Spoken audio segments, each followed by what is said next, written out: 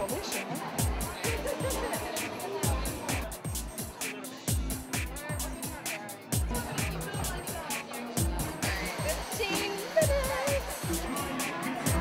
The inspiration for the makeup was to create a feminine look and graphic on the eyes, using an eyeliner but a dark brown because I didn't want to use a black because there is not much black in the collection. Moody lips and cheeks, like out of Africa, Meryl Streep mood. It's almost like sunburned cheeks, and you can do this at home. It's really, really simple.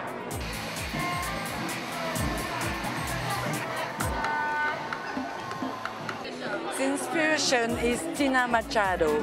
She used to be a muse. She's a muse of Avdon, and she has this fantastic chignon. And we're doing this, but we're doing it in a rock and roll punk way.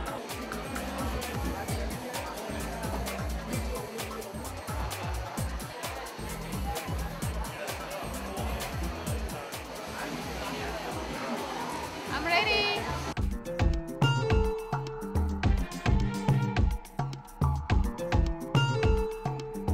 We started off with some paintings by Felix Valaton and Peter Doig for the palette.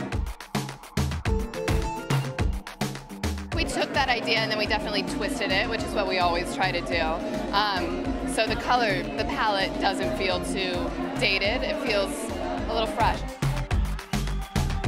And then we were inspired by actually some old ladies. Yeah, we were really feeling for these older women, you know, these older women who lived these eclectic lives and collected things throughout their lives. And then, you know, right now, at this point in their life, in their 70s, they were able to throw them all together in this different and eclectic sort of way. With our first collection, we started with vintage fabrics from East Africa. Since then, we've pretty much been designing the prints in-house and producing the fabrics all over the world. So that fabrics get produced in Korea, in Italy, Japan, Holland. And then we produce the collection in Kenya. And then the beading and embroidery takes place in India. And this season, we're going to have some hand-knit sweaters, and those are done in Peru. So it kind of happens all over. Yeah. They're very hardworking people, Max and Aaron, and I think they know that there's plenty of places in the world that you can source things. You know, I think it's just being smart about where they can control their production. I think it's beautiful. I mean, I love what they did last season, but what I like about this one is it's a little more formal. It's a little richer, but not necessarily like luxury, because I don't think of this line as that. But it's just calmer, more formal. There's a little more variety in it for people, different shapes, different ages.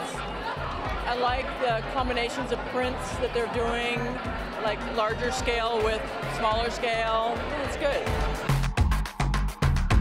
This is my first time seeing this, and I'm really pleasantly surprised, and I think it's very sophisticated. It's interesting, these designers now, there's this whole new tier in the business.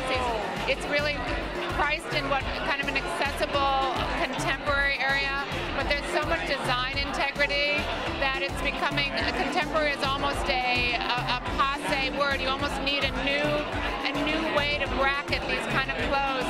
It's really almost designer, but at a place where younger people and even people not so young like myself can still buy clothes that have a lot of emotion and a lot of design integrity. It's very unique. You know, you can't have everybody doing the same thing. You need people with different voices, and they have really their own identity. I'm really intrigued and quite fascinated with all the magical mix of the pattern and the idea of volume, but done in a really modern way. And there's a lovely sensuality to the collection. I think that they bring a real interesting ethnic quality to what they do, but it still has a real modern idea to it, which I like very, very much. And the design team here is really brilliant in their placement of pattern, how they mix it all together, and they bring that exoticism that I think is so right in fashion at the moment, which gives you a little bit of a wanderlust and a little bit of a romance that I think every woman's looking for in her wardrobe. A lovely couple, and very rooted and very grounded, very much as the collection is. You can see a lot of their spirit in the way that the clothes are designed. A darling couple, and they're really doing fantastic work.